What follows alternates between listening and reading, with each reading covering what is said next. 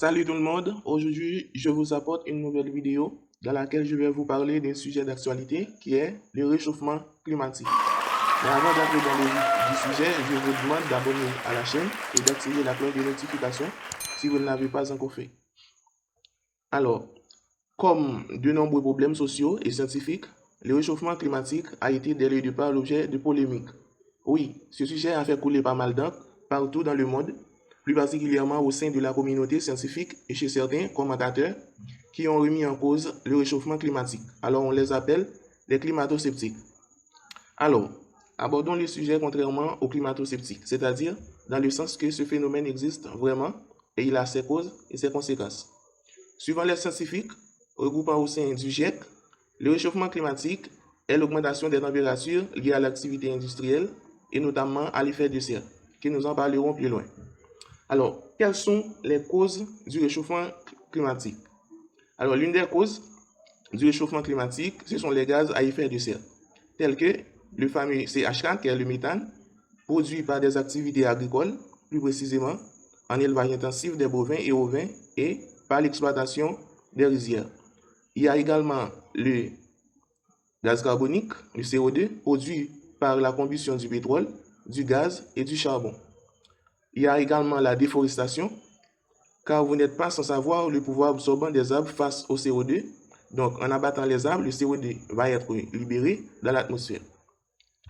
L'usage massif d'engrais est également une cause, alors plus précisément l'engrais azoté, qui en effet va émettre du protoxyde d'azote, le fameux NO, qui est un gaz dont son pouvoir réchauffant est quelque 300 fois plus élevé que celui du gaz carbonique. Et les transports, les activités domestiques qui produisent beaucoup de CO2 également. Il y a également les gaz fluorés, les CFC, utilisés dans nos réfrigérateurs et les climatiseurs. Comment se produit l'effet de serre? Le soleil émet quotidiennement des rayons lumineux. De la totalité des rayons émis, il y a une partie qui est absorbée par l'atmosphère, soit 20%. Une autre partie est renvoyée vers l'espace, soit 30%.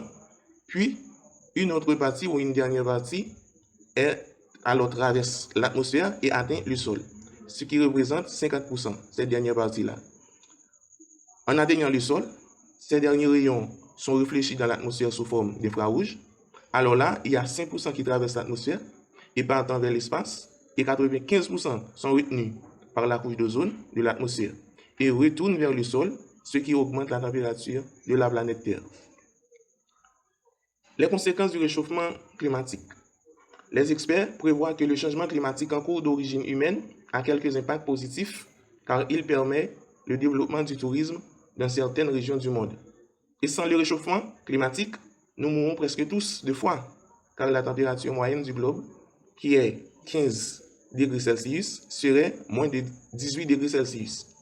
Mais globalement, les impacts du réchauffement climatique devraient plutôt être négatifs. Les conséquences négatives du réchauffement climatique. D'abord, nous avons la fonte des glaciers et du permafrost. Donc, cette fonte des glaciers entraînera aussi l'élévation du niveau des océans, ce qui inondera les zones de très faible altitude et modifiera la géographie côtière. La NASA estime que dans les 100 à 200 ans, le niveau des océans montera encore d'au moins 1 mètre. Donc, face à cette situation, le CNRS, de son côté, prévoit qu'entre 10 et 20 000 îles pourraient être rayées de la carte mondiale. L'accroissement de la fréquence et de l'intensité des sécheresses donc, est également une conséquence majeure. Il y a également l'insécurité alimentaire par l'affectation de la production agricole qui, selon la Banque alimentaire et l'ONU, basculera plus de 100 millions de personnes dans l'extrême pauvreté et près de 600 millions dans la malnutrition d'ici 2080.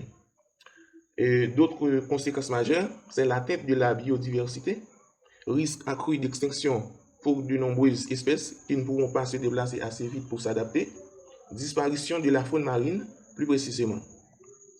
Ça pourrait avoir aussi des conséquences d'ordre sanitaire, car selon les experts, un réchauffement de 2 à 3 degrés Celsius suffirait ainsi à augmenter de 5% le nombre d'habitants exposés au paludisme. Et d'ici 2080, l'OMS estime que 2 milliards de personnes supplémentaires pourraient être exposées au risque de transmission de la dengue. Je vous apporte quelques petits conseils pour lutter alors contre le réchauffement climatique. D'abord, vous devez prendre le transport en commun afin de diminuer la quantité de voitures qui circulent, car la circulation de voitures représente une forte source de gaz carbonique. Il faut économiser l'électricité, car les centrales thermiques à gaz ou à charbon génèrent des émissions de gaz à effet de serre.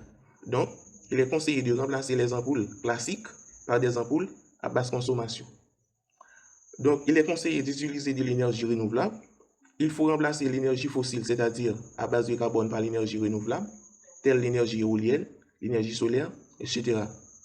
Il faut éviter également l'usage massif d'engrais azotés, qui est une source importante de protoxyde d'azote, qui est un gaz à effet de serre. Éviter l'élevage intensif, qui est une source importante de méthane. Il faut faire le recyclage des déchets. Il faut aller à pied ou à vélo sur de courtes distances.